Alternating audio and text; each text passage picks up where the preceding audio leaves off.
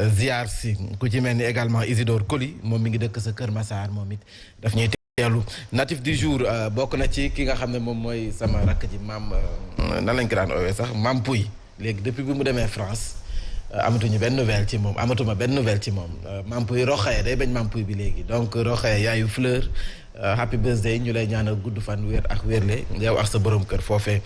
sa Paris la France rakku Ndey Xadi la sama jabar ji ayca yaakaar naa ne waxtaan wi mën nañu ko door ndax sénégalais yëpp dañu ko dundandoo démb muy lu rafet yéen kay groupe des médias tuddee ko apothéose maanaam lépp lu nga xam ne xeetu mbégte la mi ngi fa woon foofee sa stade désormais bu maître Abdoulaye Wade sa Diamniadio mu mel ni it gis nañu ni kon démb Birahim Touré amul benn coloration politique benn couleur moo fa amoon mi vert jaune rouge sunu drapeau. waaw muy loo xamee ni dañu koy rafetlu parce que je pense que lenn gënu la neex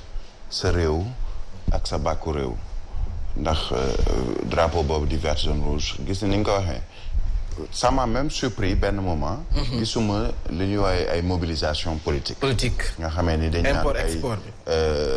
diw de Diamniadio APR soutient le président wala diw du parti démocratique sénégalais soutient Abdoulaye Wade ay délégation yenn ci ay parti politique di génne ay affiches ak ay pancartes mais hier on a juste vu des sénégalais comme ni mu amee woon ci bi gaynde sénégalais di ñibbisi. amee ndam. loolu la ñu gis mooy le drapeau national vert jaune rouge ni ñu sol seeni maillot aux couleurs du Sénégal ñenn yore ay écharpe muy loo xamee ni je pense que gan yi ñu yore woon ñëwoon fi ñoom ñëpp dañu rafetlu li ñu gis ci réewum Sénégal je le disais hier Mambay le président Macky Sall yenn journaux sax wax nañu ko li ñu naan il a frappé un grand coup ci lu jëm ci wàllug infrastructure bi nga xam ne inauguré nañu ko démb j'ai vu même un journaliste camerounais bu naan ci benn texte bu gudd bu mu bind bu ñu rusa roy ci Sénégal rusa roy ci Sénégal mooy gis nañu Sénégal ci diir bu gàtt ñu tabax fi benn infrastructure bu mel noonu alors que ñun ñu ngi doon xaar infrastructure ci wàllug stade muy Olembe ak yeneen stade yu nekk foofu ci Cameroun ba bi ñuy bi ñuy laata dalal lii di Coupe d'Afrique des Nations ça nous a pris beaucoup de temps avant ñuy tabax stade yi ba demoon nañu ba pousse li nga xam ne moom mooy Coupe d'Afrique bi parce que suñuy infrastructure matul woon demoon nañu ba ñu naan ni est-ce que duñu jëlee Coupe d'Afrique bi ci Cameroun yóbbu ko feneen parce que dañoo amoon ay problème ci loo xam ni tabax nañ ko ay 4 ans 5 ans mënuñu ko sax inaugurer comme ni ko Sénégal defee nañu roy ci réewum Sénégal ci wàllu woowu je pense que nit ki bu defee lu baax quelles que soient les obédiences politiques wala les convictions politiques nañu ko nangu les hôtes du Sénégal hier ñi nga xam ne ñoom ñoo fi nekkoon ñoom ñëpp dañoo rafetlu liggéey bi nga xam ne def nañ ko j'ai vu quelques journaux un ou deux yuy dellu si ci naan lan moo tax ba waxuñu ko conseil des ministres ne dañ koy tuddee Ablaye Wade lan moo tax plaque bi mais il y avait une plaque am na plaque bu ñu bind maître Ablaye Wade te inauguré benn infrastructure mais c'est pas forcé que da nga koy wax ci conseil des ministres am avalu ministres yi ci biir conseil des ministres pour dire que bon finalement dañ tuddee studio bi Mambay non c'est pas une question de war nañ ko jaarale ci biir conseil des ministres wala leneen am na loo xamee ni boo ko defee sax da ngay xaw a ñaawal fête bi parce que c'était également une fête de la jeunesse len donc lañ ciy ñaawlu mooy ce qui s'est passé en dehors du stade nga xamee ni mais buuxante day am parce que tout le monde voulait découvrir le stade am na ñoo xam ne ba ñuy dem ci stade bi demuñu fa parce que Macky Sall mu ngi fa ak ay ganam wala moo woote wala pour seetaan un match de légende un match de gala mais c'est parce qu'il voulait découvrir ce stade là nga xamee ni dans les réseaux sociaux avant même ñuy def inauguration bi on a partagé pas mal de vidéos de photos du stade muy loo xamee ni c'est une fierté sénégalaise donc quand je vois ñu naan ay jegeñaale Ablaye Wade ñi fa ñëwoon ils n'ont pas pris parole mais est-ce que jegeñaale Ablaye Wade ñoo gën a fort ci wàllu protocole ay présidents est-ce que tu as entendu les présidents turcs wala George Weah bu Libéria wala Adama Barrow ce sont des présidents mais joxuñu leen parole parce que y a un protocole également ci protocole boobu peut-être par rapport ak temps bi nga xam ne moom la ñu am il fallait ñu respecter protocole bi mais quand j'ai vu notre papa Doudou Wade gis Mayoro Faye gis Djibril War Ndeye Gueye Cissé je pense ou Ndeye Lucie Cissé gis Fanta Diallo je pense nu mu tudd ki nekk ci ba léegi Parti démocratique sénégalais mais ils ont représenté Maître Abdoulaye Wade c'est vrai que il est vieux luy ñaan suñu borom mooy yàlla may ko fan wu gudd te wéral ko moom ak njabootam ak mboolem ñi nga xam ne ñoom ñoo fi nekk di suñuy waajur di suñuy maam yàlla wéral leen te guddal seen fan mais acte ne peut pas être plus joli que nga jël lu toll ni infrastructure boobu ñëpp di ko coow ci àdduna nga am le président de la FIFA am le secrétaire général de la CAF ñoom ñëpp wala président CAF ak secrétaire général bi di Fatma Samoura ñoom ñëpp ñëw rafetlu liggéey boobu nga xamee ni def nañu ko bu ñu gàkkal wala bu ñu ñuulal soow bi ni ñu koy waxee bu ñu def loo xamee ni dafay ñaaw am na loo xamee ni bu amee ci réew naka ñëpp d'accord bi génnee Sénégal yi jëlee Coupe d'Afrique des Nations ñëpp a d'accord ci li ñu def ñëpp rafetlu ko y avait plus de parti politique bii laa bokk wala bële laa bokk y a telle coalition nee nañu gisuñu ko ci stade bi wala invité wuñu leen gis nga Mambay loo xam ne yaa ko moom du ma xaar nga invité ma ci lu moom du ma xaar nga invité ma ci damay xam ne lii maa ko moom xew bi ci laa bokk dama fay dem taxawal fa sama taxawaayu bopp parce que je le fais pas pour le président Macky Sall ou pour l'APR ou Maître Abdoulaye Wade mais je le fais pour les populations sénégalaises am na jeunesse bi fu ñu la teg yow en tant que Yewwi Askan Wi muy Ousmane Sonko kenn mënul miim ni am na fu ko jeunesse bi teg wala ñenn ci jeunes yi Bougane Gueye Dany kenn mënul miim ni am na ñu ko fu ko nit ñi teg ku ci mel ni Malick Gakou kenn mënul miim ni am na fu ko ñenn nit ñi teg du ma xaar nga invité ma ci loo xamee ni man jàpp naa ni ci laa bokk wala maa ko moom parce que ce n'est pas un stade qui appartient à Maître Abdoulaye Wade donte moom lañ ko tuddee wala à Macky Sall qu'est-ce qu'on a dit hier c'est l'argent du contribuable sénégalais moom moo tabax stade boobu le contribuable sénégalais mooy yow bii nga xam ne dagg nañ la 1000 francs ci wàllu taxe ci sa salaire wala ñu dagg la 2000 francs bokk na ci li nga xam ne dugal nañ ko ci biir stade boobu donc ça nous appartient c'est une belle fête c'est très bien mais je pense que comme ni ko président annoncé il y a encore d'autres infrastructures yoo xam ne war nañ ko defar ci lu jëm ci wàllu sport wala yeesal démb kii Fofana mu ngi koy wax dama stade Léopold Sédar Senghor léegi daral lañ ko def. mais annoncé na ne léegi ñu. daral lañ ko def et bi ñu waxee déguerpir nañu ay mécaniciens yu fa nekkoon yàq seeni oto yu fa nekkoon jël dugal ci ay oto yóbbu wala ay camion yóbbu ñu teg ci tuuti léegi ñu def ko daral di fa jaay sax ngooñ di fa jaay ay xar am na ñoo xam ne léegi fi ñu doon raxasee oto ñu ngi koy continuer di raxas mécaniciens yi fa nekkoon dellu si nañ fa c'est pas que j'en veux aux mécaniciens au contraire samay xarit doo nga fa nekk mais am na loo xamee ni faw ñu mën ko delloo soit ci réewum Sénégal te loolu yëpp mu ngi bokk ci éducation tant que defaruñu éducation tamit nag infrastructure boo defar lu mu rafet lu mu rëy day yàqu parce que éducation bi nga xamee ni moom moo war a tax ba ñu mën a téye yooyu la infrastructure dugal ko ci xelu Mambay dugal ko ci xelu Fofana ba nga xamee ni bu ñu gisee Birahim Touré di yàq sax ñoom seen bopp ñoo ko naan waroo ko yàq wala ñoom seen bopp ñoom du ñu xaar police du ñu xaar gendarmerie ñoo koy fajal seen bopp tant que éducation boobu nag dugaluñu ko ci xelu nit ñi loo defar ci infrastructure lu mu rafet durée de vie am du yàgg parce que tout simplement ñi ko war a entretenir c'est pas seulement des autorités wala ay structures muy privé wala public mais ay sénégalais ñoom seen bopp ñoo ko war a entretenir ci façon bi ñuy téye yooyu la infrastructure alors Mamadou Fofana wàllum tabax yooyu sax gis nañ kon yéenekaay bi di critique tuddee kon Macky Sall le bâtisseur ndax nit ki loo ko bañ bu fekkee def na nangul ka ne def na ñu gis ne am na jamono ji wala sax dañu gis ci weer yu mujj yi beneen facette u Macky Sall boo xam ne mi ngay inauguré yenn ci ay réalisation du ñàkk ëllëg bu fekkee nekkatul président bëgg na ñu ne Macky Sall moo fi def lii waaw quoi de plus normal en tant que koo xam ne sur 16 millions voire 17 millions de Sénégalais dañ la ci tànn ne yow yaay njiitu réew mi pour nga jël en charge li nga xam ne mooy préoccupation dëkk bi am fu dëkk bi nekk nga war ko fa jëlee pour jëmale ko fa am foo xamante ne nii dëkk bi nekk na ko ci ay jafe-jafe am na ko ci li nga xamante ne nii surtout aspiration bëgg ko doxee surtout ak li nga xam ne fa la jamono toll. alors Macky Sall nag en tant que président de la République 4e président du Sénégal c'est normal mu jéem a moom it def bind turam tamit wala li ñuy tuddee mu am marque indélébile wala empreinte indélébile ci li nga xamante ne nii moom jaaram ci Sénégal parce que en tant que président de la République c'est vrai dañu naan Senghor ak Abdou Diouf pratiquement boo xoolee état nañu tegal Sénégal mu di administration et tout ak Abdoulaye Wade nañ commencé xam ni ñuy tuddee émergence surtout di jëm ci wàllum infrastructure Macky Sall aussi nekk dans ce sillage là c'est bien parce que tamit bu ñu la falee c'est pour que nga liggéey kenn mënul wax ne ne esat quand même amut solo non non non parce que tey football industrie la boo xamante ne nii la muy rapporter ci wàllum xaalis dëkk bu ne soxla nga ko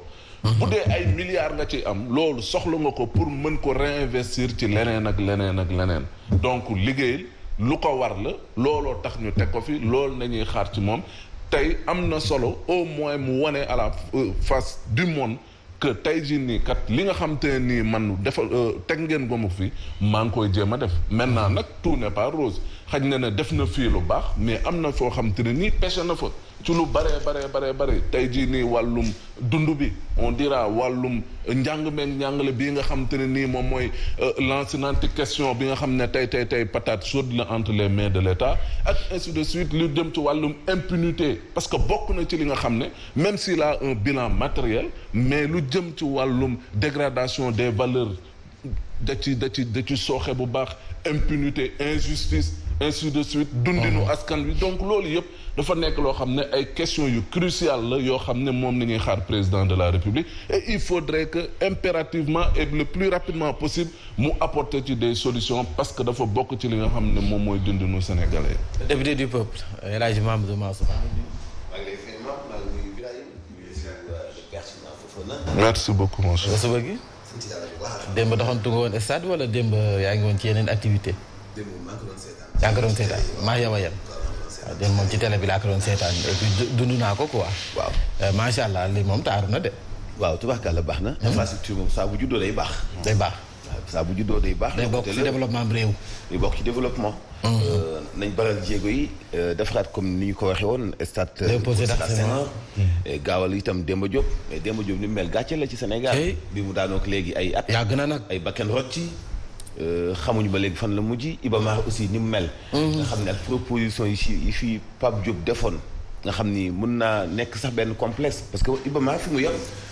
am na beneen suuf bu nekk ci gannaaw boo xam ne ci la bokk donc mun nañu ko def beneen complexe sportif boo xam ni moom mooy gën a accessible ci waa Dakar mooy gën a ëpp li ñu koy soxla te boo seetee Iba Mar la ñu fa doon def ci ay xeetu sport bari na wàllu athlétisme daana fa am ak yeneen des na espace bu yaatu boo xam ne mun nañu ko gën a exploité waat c'est-à-dire que yooyu di ay avantages yu Sénégal am te exploité wuñu ko loolu mooy problème bi donc ñu ngi am yaakaar ci comme ni ko président waxale boppam ci gémmuñu boppam moo ko waxal boppam ni daal ñu defaat stade Iba Mar Demba Diop ak amitié ñu sàmmante ak ni mu ko waxee le plus rapidement possible comme ni ko Birahim waxee ci am na benn journaliste camerounais bu def seede bu am solo même ci yeneen gan yi nga xam ne ñëw nañu def nañu ay seede yu am solo ci ni yëf yi gaawee ak ni ci Sénégal jubloo vraiment boo awee yoonu autoroute à péage bi xool Arena à gauche gis stade bi à droite gis hôtel Radisson ak centre conférence Abdou Diouf nga gis ni mu ngi jël forme loolu lu am solo la ci wàllu développement ci wàllu vision aussi mais c'est-à-dire que il faut li ci mot a fàttaliwaat di mbooleem infrastructure yooyu nga xamante ni bii ñu ngi koy tabax ci Sénégal bu weesoo budget bi ci Sénégal téye c'est-à-dire dañuy laaj ban rentabilité la ci Sénégal am ci wàllu koom-koom. bu fekkee foofu na daf ma lebal xaalis ma liggéeyloo Birahim alors que ñaar yooyu yëpp man mun naa ko am ci sama biir réew. c'est-à-dire mooy foofu la ñuy soxlaa vision xam nga état bu leb xaalis jox beneen entreprise étrangère mu liggéey taxul mu jafe mais li jafe mooy am vision boo xam ni say entreprise yu réew daañu fexe liggéey bu ñu defaree ba noppi itam wàllu exploitation ak wàllu gestion xam nga terre bi explication yi ci Sénégalais yi soxla ba léegi amagul. ci wàllu nu ñu koy exploiter ci wàllu construction bi. te nee nañ dañuy jëndaat yeneen juróom-ñaar stade bi la même chose. li ci nekk xam nga wax naa ko sama benn nattango journaliste démb ma ni ko c'est-à-dire que yi nekk ci stade yi ñuy tabax yépp ci jamono ji loolu moo ci nekk nit osé wul jël 156 milliards def ko ci stade te du am li suñu stade bi am. mënul nekk. loolu bu mu fukk seen bët. mais exploitation bi ak ni ñu koy gérer entretien bi ak maintenance. loolooy wax ci. ak ressources yi muy génnewaat parce que 156 milliards kañ la ko stade bi di fay mënu koo fay. ñun ñoo koy fay. waa Sénégal ñoo koy fay kon entreprise sénégalais war nañ ci gis seen bopp boo lebee xaalis fongé li mi dem jëlee entrepreneur bu Turquie mu ñëw liggéey ko ñu xoolaat ci wàllu gestion bi comme ni mu amee ci AIBD. loolu itam c'est pas intéressant parce que li muy indi conflit lay indi gis nañu Abdou Diouf jaay fi Senelec Abdoulaye Wade ñëw kase privatisation ba gis nga li mu coûté Sénégal nationalisé waat ko. gis nga li mu coûté Sénégal par contre président Macky Sall sax bi ñëwee fekk Abdoulaye Wade am ay président Abdoulaye Wade am ay partenariat ak chinois yi comme autoroute yi ak yooyu daf ko bàyyi mu continuer mais ba tey xëy na leeral gi ñu ci bëgg mënut a nekk xam nga ba ñu waxee ne Sénégal léegi mu ngi am à peu près 800 millions ci autoroute à péage bi. ñaata ci 1000 francs lañ jógee comme symbole loolu daanaka musiba la woon léegi mais 800 millions yooyu ñu ci am état bu Sénégal di ci am mais ñaata milliards la autoroute bi di liggéey par an alors que mu mënoon a ñàkk. parce que Sénégal ci boppam moom kese président Macky Sall bu ni woon damay tabax autoroute diggante Dakar ak Thiès directement maintenant fi may jëlee xaalis bi mooy képp ku tabax lu ëpp R+3 ci Dakar R+3 lu yokk ci 3e étage bi chaque année 100 000 francs lay doon. ngay fay ci occupation bi nga def ci kaw jaww ji. képp ku gas immeuble ku tabax immeuble def ko souterrain bi temps lay fay par an xaalis boobu noonu may am ci sama biir réew ci lay tabaxee tali diggante Dakar ak Thiès utal ko benn fond c'est-à-dire que foofu la ñuy xaaree vision. mais lebe fonge li mi jox ouvrier bi nekk sigi bandan ko nga ma tabaxal la mais loolu ku ne mën na ko loolu mooy vision bi gën a gàtt. ci boo jiitee réew. loolu yomb na mais nan ngay génne mais bu fekkente ni bii lépp lu infrastructure bu coûtee sa état li koy fay ëllëg mu ngi jóge ci sa poche waa réew ci ñi gën a néew doole. foofu la yëf yi nekk. moo tax ceeb bi cher. moo tax dund gi dafa cher. essence bi noonu moo tax yu mel nii bu amee ndaw yi nga xam dañuy dem te boolewuñu leen ci dem dañu bëgg a seetaan yëg ni ci la ñu bokk doon ay patriotes moo tax yenn saa yi ñu indi ay fitna di toj.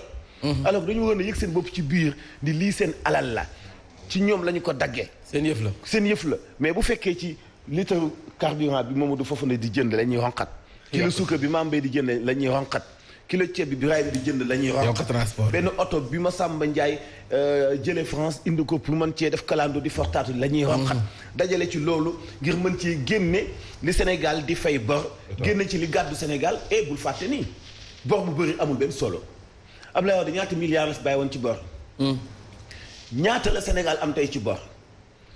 ñu ngi wax comme taskatu xibaar yi ñu ngi romandak entre ñaata 300 milliards de dettes dafa Abdoulaye Wade bàyyi. yoo xam ne moom lañ ci bàyyi woon. fan la bor bi egg. bor bu yokku. bor boo xamante ni bii fii ak téeméeri ak réew mi daf koy fay. génération yi di ñëw. aussi ça n'a pas de sens. yàlla baax na. donc yooyu foofu la ñuy foofu. waaw. je pense que tey infrastructure bu mel ni stade bi. stade bi xam nga ñu bari dañuy def amalgame na ni par exemple di ko comparer ak yeneen stade yi naan 156 milliards lañ ci def. dañ ko def fii ñu def loolu. yeneen stade yooyu ñuy wax mais ci stade la yem amul déjà yeneen terrain à côté. amul piste athlétisme stade athlétisme ci biir amul ay musée amul ay boutique officielle mais tey par exemple je pense que même ministère du tourisme ak yenn ci ay structure lu ci mel direction tourisme ASPT bi Pape Mahawa Diouf dirigé dañu war a xool naka la ñuy rentabiliser également parce que fan yee passé may wax ci tourisme religieux tey waruñu lu toll ni màggalu Touba wala gàmmu Tiwaawoon wala yenn ci ay gàmmu yu mel ni fële seen ca Kaolack ñu passé ko par perte et profit nu ñu ko mën a waxee c'est-à-dire que on a des milliers de gens yu jóge bitim réew ñëw ci réewum Sénégal pour teewee màggal Touba wala teewee gàmmu Kaolack wala Tiwaawoon wala Njaasaan wala feneen te du am benn fonds wala benn xaalis boo xam ni dina ko jural état ci lu jëm ci tourisme religieux réew yu bari Mansour xam na Màkka tey li ko développé tourisme religieux bokk na ci tey ñaata hôtel la ñu tabax ci lu wër lii di Kaaba gi mais ñi ko tabax c'est pas question dama am xaalis bu ma koy tabaxee mais ils en ont profité investir ci ay hôtel tout en sachant que hôtel yooyu ñuy investir dina leen jural dara parce que y a des gens qui viennent de l'étranger ñoo xam ne dañ jël seen xaalis dugal ko ci ça veut dire que ñoom duñu ko perte tourisme religieux boobu tey ci lu jëm ci wàllu sport war na mën a am benn tourisme boo xamee ni mais des gens viennent de beaucoup d'autres pays ñëw pour visiter le stade wala le musée bi nga xamee ne moo nekk ci biir musée Pape Bouba Diop musée Pape Bouba Diop war na mën a générer lu mu ndaw xaalis boo xamee ni peut-être dina mën a contribuer ci entretien wu stade bi rentabiliser li nga xam ne moom mooy rentabiliser et cetera donc il faut que sur le plan de la vision que les autorités jàpp naa ne am nañu ni ma amee xalaat boobu wala di Mansour am nañu xalaat bi espérons que ne mais nañu fexe ba dinañ ko réaliser ko wala def ko parce que peut-être que doo ci fayee ko tey mais au fur et à mesure di nga ci am loo xam ne dina mën a féete fenn. 3 minutes la ñu am ngir def revue des titres bi Mamadou Fofana il faut mu participer ci éducation bi parce que moom xam naa ne tey éducation bi soxal na ko torop rawatina kaas yi nga xam ne askan wi ñu ngi koy def léegi aja ñu ko door a yéen kaay groupe des médias la tribune Birahim lu mu wax. waaw bu fekkee ne waa régie mën nañu ko jox. tribune comme yéen kaay yëpp tey dañoo dellu si ci li nga xam ne moom mooy inauguration bu stade international Maître Abdoulaye Wade apothéose la ko tuddee ni maanaam kon bu doon fête la li mooy le clou du spectacle. ci lu soxal vivre ensemble noonu la ko jàppee nee na daal amul benn coloration wala orientation politique gisuñu fa drapeau APR wala PDS wala ay pancarte APR wala PDS wala Yewwi Askan Wi waaye lépp lu ñu fa gis mooy vert jaune rouge couleur nationale yi ñoom ñoo dominé fépp noonu la ko tribune yéene kaay xëyee fësal tribune nag dellu si na ci doomu Ablaye Wade ndax nee na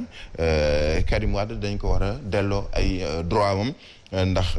El Hadj Moussa Cissé bokk ci membre fondateur bu parti démocratique sénégalais loolu la wax ki nga xam ne moom mooy Macky Sall gannaaw bi mu jëlee turup stade bi tuddee ko Maître Abdoulaye Wade yéenekaay bi di l'Observateur également bu fekkee mën nañ ci jot moom it dellu si na ci inauguration stade des grandeurs ndax lépp daal lu mag la woon artistes yi ñu ngi foon Macky Sall nag moom daa kontaan ba xar kanamam ñëpp mën a gis ci moom boobu lay kontaan ñii di légende du football bi nag ñoom itamit def nañ seen prestation football nañu lu ñu mën def nañu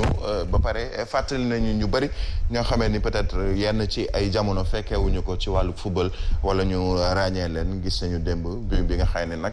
dans l'histoire également on retiendra que Khalidou Fadiga moom moo dugal but bu njëkk ci stade bu bees boobu di stade Maître Abdoulaye Wade loolu tamit dellu si na ci yéenekaay bi l'Observateur wax na tamit ci wàllu TER ndax ne daal lu tollook fukk ak juróom-ñeent ci ay milliards dinañu ko dugal ngir jënd juróom-ñaari yeneen train yu bees loole nag muy yéenekaay bi di l'Observateur li mu xëy fësal yeneen yéenekaay beneen bu mu ci am rek ak waa régie ñu àddu ci muy critique le mandat bu mu mën a doon ñoom ñëpp le témoin ñoom ñëpp loolu la ñu wax ci wàllu stade bi la ñu dellu si ci mel ni critique par exemple nee nañu daal Macky Sall le bâtisseur moom daal tabax lay def le bâtisseur nag mooy tey bu ñuy wax Pierre Goudiaby Atepa boobu Atepa ba nga ngay dégg mooy le bâtisseur moo indi turu Pierre Goudiaby Atepa tey mën nañu wax ni Macky Sall Atepa ndax le bâtisseur la noonu la ko yéenekaay bi di le critique di xamle di wax daal ni wane na daal ni ci fan yi ñu mujj li nga xam ne moom mooy bëgg-bëggam ak sañ-sañam ci lu soxal mbirub li ñu ko dénk en tant que chef d'État mu mën a bàyyi turam pour la postérité ñu xam ne daal ni taxawal na ay infrastructure yoo xam ne daal wane na beneen xar kanamu kii di président Macky Sall ak réalisation stade olympique Abdoulaye Wade muy benn acte fort boo xam ne daal teg na ko ci kanamu ndaw ñi ak monde sportif benn fausse note daal moo ci am mooy sénégalais yu bari nga xam ne dañoo bëggoon a dugg ci stade bi ñu mujj leen ko tere ndax wàllu protocole ak yooyu waaye gis nañu fu mu mujjee populaire wala vox pop tamit ci loolu la addu baptême lañ ko jàppee di ngénte goo xam ne daal ngénte gu riche la